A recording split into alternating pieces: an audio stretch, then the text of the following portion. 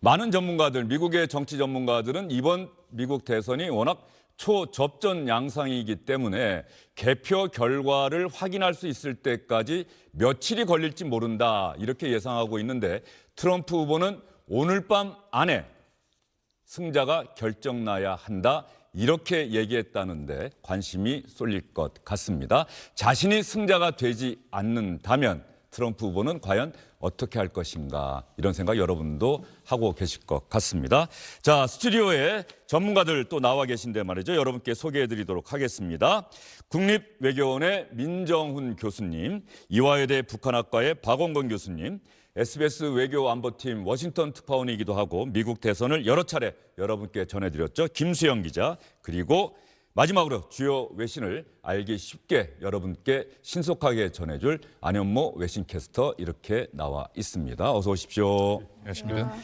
안현모 캐스터, 지금 저희가 해리스 후보, 트럼프 후보의 표정을 여러분께 전해드렸는데 그 사이에 미국의 주요 방송들, CNN을 비롯한 주요 방송들은 현재 개표가 끝난 것도 있고 출구조사가 일부 발표된 것도 있을 것 같은데 어떤 상황을 보도하고 있습니까? 네, 인디애나주와 켄터키주는 현재 출구조사가 아니라 아예 개표 결과가 속속 들어오고 있습니다. 네. 하지만 인디애나나 켄터키 모두 공화당을 지지하는 주기 때문에 그 결과가 우리한테 의미 있는 건 아니고요.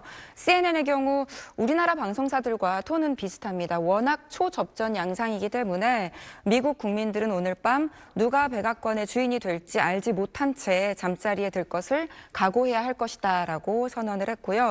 또 뉴욕타임즈는 오늘 밤 어떤 시나리오가 펼쳐질지 4가지 굵직한 시나리오를 예상했는데요. 첫 번째가 불복이었습니다. 네. 두 후보 간의 득표차가 너무 근소할 경우에 이 승자와 패자를 결정하는 컨세션 스피치 인정선언이 나오지 않고 그렇게 되면 결국 결과에 승복하지 않고 재검표라든가 2차, 3차 절차로 이어질 수도 있을 것이다라는 것을 첫 번째 시나리오로 내세웠고요. 네. 두 번째는 2020년 대선의 결과를 반복하는 결과를 예측했습니다. 이때 바이든이 민주당이 승리를 했으니까 곧 해리스가 민주당이 또 승리를 할 것 아니냐라는 그런 쉬운 관측이 아니고요. 네. 그때 워낙 박빙의 차로 바이든이 겨우 승리를 했으니까 이번에도 양쪽이 모두 고전을 할 것이다. 이런 뜻으로 이야기를 했습니다. 왜냐하면 2020년에 바이든이 위스콘신이라든가 애리조나 또 조지아주에서 1%포인트 미만의 표차로 승리를 했거든요. 근소한 표차로. 그래서 이번에 해리스가 그 이상의 표차를 보이지 않는다면 역시 2020년과 같은 거의 차이가 없는 결과가 다시 반복될 것이다라는 게 두 번째 시나리오였고요. 세 번째 시나리오는 2022년, 2년 전 중간선거와 같은 결과가 나올 것이라는 점이었습니다. 물론 중간선거가 대선에서의 어떤 향방을 알려주는 중요한 지표가 되지는 못하지만 네. 이번 대선이 의미 있는 점은 2년 전, 그러니까 중간선거가 있던 해에 1월 6일에 대법원에 판결이 나왔죠. 네. 그래서 그 판결 이후에 처음 치러지는 대선이라는 점, 그리고 그때 중간선거 때 공화당이 잘했던 주들에서 예를 들면 뉴욕이나 플로리다에서 이번에 트럼프도 똑같이 잘하고 있다는 점, 분발하고 있다는 점이 그 두 선거가 좀 비슷하게 움직이지 않을까 하는 그런 예측을 낳는 그런 근거가 되고 있습니다. 이렇게 4가지 시나리오 모두 어쨌든 어느 한쪽이 압승을 하는 랜드슬라이드 빅토리를 하는 그런 시나리오는 없습니다. 그러니까 저희 개표 방송도 좀 계속 비슷한 퍼센티지를 보여드리지 않을까 싶습니다. 예, 방금 안현모 캐스터가 여러분께 미국 주요 언론들의 현재 보도 상황을 전해드린 사이에 CNN에 재밌는 대목이 나왔네요. 미국 국민들 조사를 해봤더니 이번 대선 결과 과연 어떻게 될 것이냐, 낙관하는 사람과 비관하는 사람이 거의 절반, 비관하는 사람이 약간 더 많다 이렇게 지금 나오고 있는 것을 제가 방금 수치로 확인을 했는데 말이죠. 자, 김수영 특파원과 우리 두 분의 전문가분들께는 이런 얘기 한번 질문을 해볼게요. 가장 많이 받은 질문이 전문가시니까 누가 됩니까? 이런 질문 많이 받으셨죠? 그렇습니다. 많이 받고요. 근데 2016년에 잘못 얘기를 했다가 흑역사가 만들어졌기 때문에 공개적인 자리에서는 방송이라는 데서 좀 피하고요. 비공개 회의 같은 자리에서는 얘기를 하곤 하죠. 의견을 표력했는데 저는 개인적으로 이제 다 투표가 거의 시작되고 있으니까 저는 개인적으로 지속적으로 해리스 후보가 박빙이지만 승리할 것이다 이렇게 생각을 하고 있었어요. 예. 그렇기 때문에 그렇지만 그 부분에 좀 무게를 두고 있었는데 마지막에 트럼프 전 대통령이 그 상승세를 보이면서 판세가 뒤집힌 거 아니냐 그런 얘기도 있었는데 그때도 트럼프 전 대통령이 승리할 거라는 생각은 많이 들진 않았습니다. 왜냐하면 지금 보여드리고 있는 것처럼 러스트벨트 지역과 네바다는 제가 개인적으로 계속 지켜보고 그 어떤 여론조사를 깊게 봤을 때 아무래도 해리스 후보가 박빙 우위이기 때문에 초박빙이긴 하지만 가져갈 것이다. 그래서 선거인단의 276표는 확보할 거라고 제가 예상을 하고 있었기 때문에 276표는 확보할 것이다. 그 부분을 생각하고 있었기 때문에 이제 그 좀 나름대로는 확실히 있었는데 마지막에 영국 이코노미스트에서 이제 그 부분에 대해서 이제 좀 그 저와 생각 비슷한 부분이 나와서 좀 더 확신을 갖게 됐습니다. 그렇지만 워낙 초박빙이기 때문에 트럼프 전 대통령이 승리해도 전혀 이상하지 않는 판세이기 때문에 그런 부분에서 단정 짓기는 어렵다. 네, 이렇게 생각하고 있습니다. 알겠습니다. 민 교수님 4년 전의 흑역사에도 불구하고 조심스럽지만 8년 전 흑역사에도 불구하고 조심스럽지만은 해리스 후보가 승리하지 않을까 이렇게 예상한다. 다만 워낙 초접전이기 때문에 트럼프 후보가 승리하더라도 전혀 이상한 일은 아니다. 이렇게 말씀해 주셨고요. 박원근 교수님 생각은 어떠세요? 뭐 저는 여전히 50대 50이라고 봅니다. 50대 50. 예, 저도 2016년에 흑역사를 쓴 경험이 있어서 그때 아마 다들 흑역사를 썼었죠. 근데 저는 2020년 선거도 사실 조마조마했습니다. 네. 그때 기억들 하시겠지만 그때는 사실상 오차 범위 내에서 바이든이 안정적으로 이긴다 했고 경합주에서도 다 마찬가지였거든요. 물론 오차 범위 내에도 있었지만 대다수는 오차 범위 바깥에서도 바이든이 이긴다라는 얘기가 있었는데 막상 선거 결과를 보니까 2020년 선거 같은 경우에도 우리가 지금 얘기하고 있는 7개 경합주가 네. 다 3% 미만으로 붙었다라는 것이죠. 예. 뭐 대표적인 주 계속 문제가 생겼던 조지아 같은 경우에 바이든이 0.2%로 간신히 이겼고 위스콘신 같은 경우도 0.6%, 펜실바니아 1.2%거든요. 그 정도 상황이었는데 전체적인 뭐 저도 당연히 여론조사의 추세를 봤습니다만 현재 7개 주의 경합주는 정말 그 의미가 찾기가 어려울 정도의 오차 범위 내에 있기 때문에 어떤 통계적으로 유의미하지 않죠. 그래서 이것은 정말로 끝까지 모르는 선거다. 그렇게 생각합니다. 예. 워낙 초박빙의 대접전이기 때문에 어느 후보가 승리할지 현재로서는 예측하기가 쉽지 않다 이런 말씀을 해주셨는데 김세영 특파원도 동료들 또 친구들 지인들로부터 그런 질문 많이 받았을 텐데 워싱턴 특파원 해보고 미국 대선 여러 번 치러보지 않았습니까? 네. 어떠세요? 일단 미국식 선거인단 제도를 우리가 좀 이해할 필요가 있어요. 지난 미국 대선에서 바이든 대 트럼프의 표차가 한 700만 표 났다고 하거든요. 그런데 총 득표수는 사실 그렇게 중요하지 않습니다. 경합주로만 놓고 봤을 때 가장 박빙의 승부가 치러졌던 애리조나, 조지아, 위스콘신의 표 차이를 합쳐보면요. 42,918표거든요. 이거를 인구수로 환산하면 뭐 우리나라 한 연천군 정도의 인구가 된대요. 네. 그러니까 이 표가 만약에 트럼프 전 대통령에게 갔다. 그러면 승부가 뒤집히는 겁니다. 근데 그렇게 적은 표 차이로 선거인단을 독식하는 미국식 선거 제도이기 때문에 사실 지금 승부를 예측하는 게 굉장히 어렵고요. 지금 여러 교수님들도 얘기해 주셨지만 이번 승부는 거의 50대 50 동전 던지기의 확률에 수렴하고 있다. 이게 거의 맞는 말 같습니다. 예. 자, 미국 대선에서 주요 관심사는 과연 어느 후보가 승리할 것이냐. 또 하나는 가장 궁금한 것은 조금 전에 안현무 캐스터도 전해드렸습니다마는 미국의 시청자들, 유권자들은 미국은 현재 동부 시각은 이제 밤입니다. 저녁이 됐는데 오늘 밤 안에 새로운 대통령 당선인을 만나기가 쉽지 않을 것이다. 이렇게 미국의 방송들이 보도하고 있다고 하는데 말이죠. 자, 그러면 언제쯤 당선자의 윤곽이 나올 수 있을까? SBS 뉴스 특보가 오후 2시까지 방송이 되고 2시부터는 뉴스 브리핑이 방송이 되는데 이 방송이 끝나기 전에 어느 후보가 유리한 것 같습니다. 당선될 것 같습니다라고 우리가 시청자 여러분들께 얘기할 수 있을까요? 거의 그럴 가능성은 없다고 봅니다. 왜냐하면 가장 선거 결과가 개표 결과가 빨리 나오는 주가 아마 조지아와 노스캐롤라이나가 될 것 같습니다. 경합주 가운데. 예, 경합주 가운데. 근데 이 경합주를 만약에 해리스가 가져간다 그러면 민주당 쪽으로 좀 판세가 기운다라고 얘기할 수 있을 것 같고요. 아마 점심시간 근처로 빨리 나온다 그러면 미시간주의 결과의 윤곽이 어느 정도 보이지 않을까 싶은데 이 미시간주를 만약에 트럼프가 가져가게 된다. 그러면 또 공화당 쪽에 좀 유리한 결과로 기울지 않나 이런 전망이 나올 것 같고요.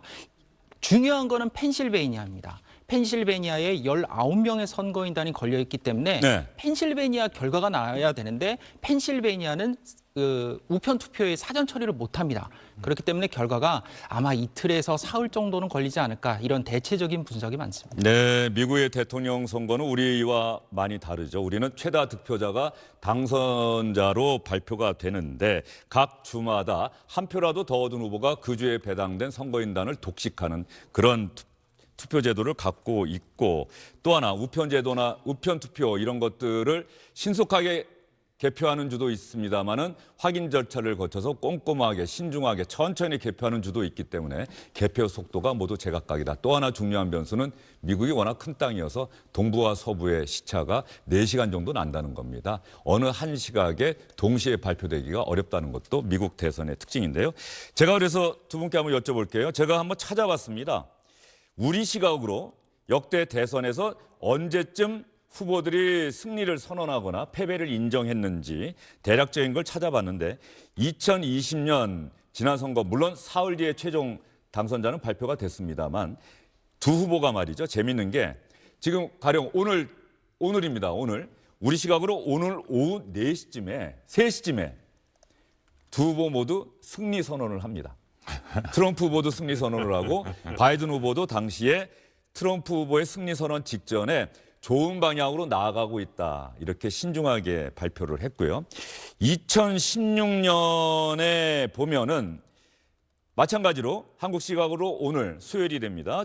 저녁 8시 반 정도 됐을 때 트럼프 후보가 289명 그때까지 확보했다는 보도가 나왔고 그것보다 조금 더 지나서 4시 반쯤, 오후 4시 반쯤에 트럼프 후보가 당선됐다는 뉴스 속보 자막이 떴습니다. 오후 4시 반쯤이 되고요.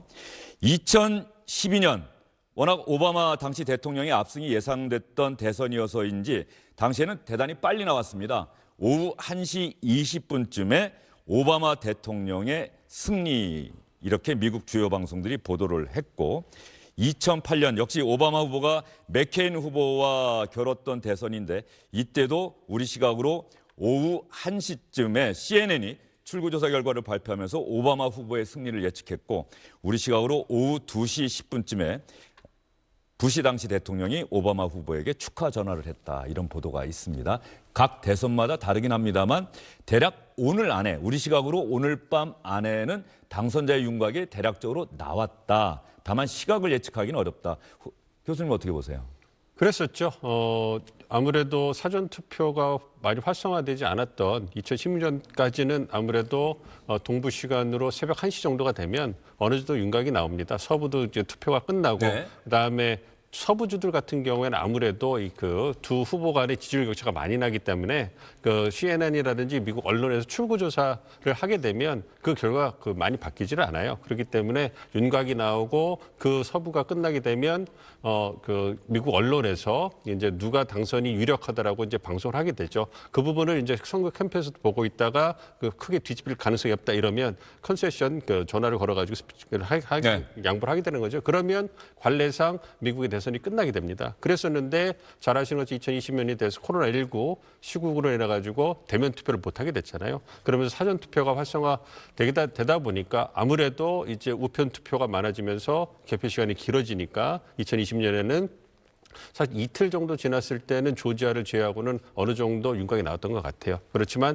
여전히 그 재검표가 진행되고 있기 때문에 미국 언론에서 당선자에 대해서 공식적으로 보도를 할 수가 없었기 때문에 시간이 더 걸렸죠. 그래서 한 4일 정도 지났을 때 바이든 후보가 사실상 당선됐다. 이런 얘기를 할 수 있었거든요. 아무래도 우편 투표 때문에 그런다고 사전 투표 때문에 그런다고 생각하는데 이번에도 2020년만은 못하지만 사전 투표가 굉장히 활성화됐기 때문에 거의 한 8,000명 이상이 사전 투표를 했기 때문에 다들 말씀해 주신 것처럼 아무래도 당선자를 확인하고 윤곽을 잡을 수 있을 때까지는 시간이 좀 걸리지 않을까. 근데 말씀해 주신 것처럼 조지아나 노스캐롤라이나, 미시간이나 위스콘신에서 지금 예상과 다른 방향으로 한쪽으로 치우친 결과가 나온다면 펜실베니아라든지 다른 여타 경합주라든지 다른 주 결과에 상관없이 우리가 예상한 것보다 훨씬 더 빨리 과거처럼 오늘 오후에도 우리가 누가 어느 후보가 사실상 당선될 것 같다 이렇게 네. 말씀드릴 수 있을 것 같습니다. 알겠습니다. SBS 뉴스 특보가 끝나기 전에 어느 후보가 당선될 것 같다 이렇게 여러분들께 확실하게 말씀드릴 수 있을지 저도 궁금한데 말이죠. 김세영 특파원. 네. 미국 대선의 특징을 아까 간략하게 말씀해 주셨는데 이게 지금 초접전 그러니까 미국 선거인단에 538명. 네네. 그래서 270명의 선거인단만 확보하면 승리. 네. 그러니까 일부 언론들은 270대 268 아니냐. 혹은 극단적으로는 269대 269도 가능하다. 네네. 이런 예측이 나오는데 또 의외로 초접전이긴 합니다만은 어느 후보가 300명 이상의 선거인단을 확보하는 압승 이렇게 나올 수도 있는 건 아닙니까? 그렇습니다. 그 어떤 결과가 나올지는요. 이 선거인단 제도를 갖고 있는 미국 선거제도의 특징 때문에 한쪽으로 기우는 결과가 나올 수도 있고요. 이코노미스트가 며칠 전에 발표한 결과를 보면 269대 269 동점 가능성을 언급을 해놨습니다. 이 상황이 만약에 벌어지게 된다면요. 어떤 일이 일어나게 되냐면 하원에서 대통령을 선거를 하게 됩니다. 1800년대에 2번 그렇게 선거를 했었다고 네. 해요. 아마 현대사에는 거의 전무후무한 일이 될 텐데 그렇게 되면 하원에 각 주에서 한 표씩 행사를 해가지고 대통령을 뽑게 되는데요. 이게 또 재미있는 게 캘리포니아 같은 경우는 하원 의원이 54명이 있고 알래스카는 1명이 있습니다. 하지만 이 주가 각자 한 표씩 행사를 하게 됩니다. 그러면 인구가 적고 농촌 지역의 강세인 공화당이 269대 269 상황에서는 더 많은 표를 행사하기 때문에 동점 상황이 되면 트럼프 right now. And CNN can bring you a projection now. CNN projects that Kentucky goes to Donald Trump. Donald Trump will win the Commonwealth of 켄터키에서는 Kentucky 트럼프가 with its 8 승리하는 electoral 것으로 votes. 전망이 And CNN can 됩니다. also project that 8명의 선거인단이 걸렸는데 버먼트주에서는 해리스가 승리할 것으로 전망이 됩니다. 3명의 선거인단이 걸려져 버먼트주에서는 해리스 후보가 승리할 것으로 전망이 됩니다. 다만 조지아, 인디아나, 사우스캐롤라이나, 버지니아주 승자는 아직까지 점치기에 이른데요. 현재 현황을 볼까요? 270명의 선거인단을 확보해야 당선이 되는데 트럼프 후보는 8명, 해리스는 3명을 확보를 했습니다. 그러면 개표 현황을 볼까요? 인디아나주를 보겠습니다. 60.3% 득표율을 트럼프가 보이고 있고요. 해리스는 38.1% 득표를 기록하고 있습니다. 86,829표 차로 트럼프가 앞서고 있습니다. 개표율은 13%입니다. 그러면 존 킹이 지금 개표 현황을 보도록 하겠습니다. 저희가 켄터키와 버먼트 주의 승자를 저희가 전망을 했는데요. 플로리다주의 개표 현황을 볼까요? 지금 플로리다주 남부의 올랜도시 남부를 보겠습니다. 플로리다는 공화당이 우세인 네, 미국 CNN이 전하고 있는 이 시각 현재 출구조사 발표. 그래서 현재 CNN은 270명의 선거인단을 확보해야 승리하는데 트럼프 후보가 8명, 해리스 후보가 3명 확보했다. 이렇게 이야기를 하고 있는데 말이죠. 박원근 교수님, 현재 출구조사 결과가 발표된 곳들은 대략적으로 어느 후보가 우세하다라고 사실상 이미 결정이 나 있는 그런 것 아닙니까? 그렇습니다. 미국 선거 이미 많이들 이제는 익숙해질 것 같은데요. 미국 선거는 우리가 흔히 말하는 경합주, 이번 같은 경우 7개 주에서 결판이 난다 보시면 될 것 같습니다. 왜냐하면 나머지 주들은 이미 어떤 상황인지 확인이 된다라는 거죠. 예를 들어서 캘리포니아나 뉴욕 같이 제일 큰 주는 거기는 민주당이 확실한 거고 또 텍사스 같은 경우에는 공화당이 확실합니다. 그래서 이미 해리스는 226명 선거인단을 확보했다라고 그렇게 확인이 된 상태라 마찬가지고요. 반면에 트럼프는 219명이죠. 그러니까 나머지 경합주의 93명이 어떻게 가느냐가 가장 관건인데 아까 말씀하신 것처럼 재밌는 상황이 269대 269. 네. 이게 불가능할까 할지는 않을 수도 있다라는 얘기가 나오는 게 우리가 이제 많은 분들 시청자분들 이제 다 아실 거라고 하는데 북쪽에 있는 이른바 쇠락한 공업 지역의 3개 주, 그 주를 해리스가 다 가져가고 남쪽에 일조량이 큰 썬벨트라는 4개 주를 다 트럼프가 가지고 가되 네브라스카주 같은 경우 미국에서 아까 말씀하신 다 승자가 독식을 해요 주에서. 네. 2개 주만 아닌데 하나가 메인 주가 하나가 네브라스카주입니다. 그 주에서는 승자가 일단 반을 가져가고 나머지 지역구에서는 이긴 자가 가져갑니다. 근데 네브라스카의 제2지역구라는 곳이 있는데 여기를 만약에 트럼프가 가져가게 되면 정확하게 269대 269가 나오는 거죠. 예, 불가능하진 않다. 그렇습니다. 근데 네브라스카 제2 거기는 워낙 해리스 쪽이었는데 최근에 여론조사를 보니까 해리스 쪽이더라고요. 그래서 현재로서 269대 269 가능성은 크지 않다라고 생각이 되고요. 가능하다면 270대 268은 가능하다. 근데 저는 예. 조금 조심스러운 예측이 하는 건데 만약에 이 선거가 특히 경합주를 열어보기 시작해서 한다면 선거 결과의 경합주에서 아까 말씀드린 것처럼 오히려 트럼프가 예상을 깨고 좀 더 확실하게 이것을 벌려 나간다면은 결과가 또 쉽게 나올 수도 있다. 왜냐하면요, 미국 대선은 많은 분들 이제 아시는데 이 전체 완전한 개표가 끝날까지 한 달도 더 넘게 그렇죠. 걸립니다. 뭐 때로는 재검표도 필요하고. 미국의 역사 전통이라는 것은 제일 중요한 게 패자가 자신이 졌다라는 것을 인정하는 것이죠. 그렇게 해서 선거가 끝나거든요. 그래서 아까 말씀하신 2016년 선거 같은 경우에도 힐러리가 바로 다음 날 오후에 자기가 졌다라고 네. 인정하고 전화해서 끝났습니다. 근데 그 전통이 뭐 200 수십 년 된 전통이 깨진 게 2020년 바로 트럼프에 의해서 깨진 거고요. 트럼프는 절대 그것을 인정 안 했죠. 그러다 보니까 5일 지나서까지 기다리게 됐다 하는 거고요.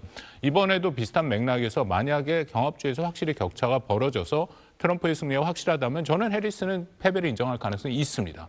근데 트럼프는 끝까지 인정할 가능성이 없죠. 그러니까 그것도 하나의 주목해서 볼 상황이라고 생각합니다. 예, 알겠습니다. 미국 CNN 계속해서 정치부 기자들 또 미국 대선을 오래 취재해온 기자들과 앵커가 현재 전해오는 개표 상황 또 나름대로 분석하고 있는 내용들이 시시각각 중계방송되고 있는데 말이죠. 미국 CNN 보도 어떻게 진행되고 있는지 여러분과 함께 확인해 보도록 하겠습니다. 플로리다주가 얼마 전까지만 해도 경합주였는데 지금은 공화당이 우세하죠. 부시 고어 후보 대결 때만 하더라도 경합주였는데 지금 보면 50대 49의 득표를 각각 두 후보가 두발 카운티에서 기록하고 있습니다. 4년 전을 볼까 51.2 대 47.49. 현재는 트럼프 후보가 이 두발 카운티에서 약간 4년 전보다 더 높은 득표를 기록하고 있습니다. 트럼프 후보의 텃밭인 곳이죠. 그러면 이 지역 I-94 고속도로 인근 올란도시 인근을 보도록 할까요? 여기서 플로리다에서 민주당이 승리할 가능성은 대단히 낮지만 그럼에도 불구하고 플로리다 주에서 민주당의 투표율이 중요한데요. 해리스가 유대인표를 약간이나마 빼앗겼다는 이야기가 나오고 있는데요. 왜냐하면 가자 전쟁의 결과 때문에 해리스의 유대인 지지율이 떨어졌다는 이야기가 나오고 있는데 그렇다면 디트로이트나 아니면 필라델피아 주에서 이 같은 모습이 보일지 주목해야 될 것으로 보이고 하지만 전반적으로는 플로리다 주에서는 트럼프가 승리할 것으로 보입니다. 이 변을 전혀 배제할 수는 없지만요. 그렇다면 전국 투표는 어떨까요? 플로리다 주의 결과를 가지고 전국 투표 결과를 점칠 수 있을까요? 디센티 플로리다 주 주지사 공화당원이죠. 마이애미 데이에서 승리한 것으로 제가 기억이 나는데요. 예, 지금 주지사주 한번 득표 현황을 보도록 할까요? 예, 이거는 지금 주지사 플로리다주 한번 보도록 할까요?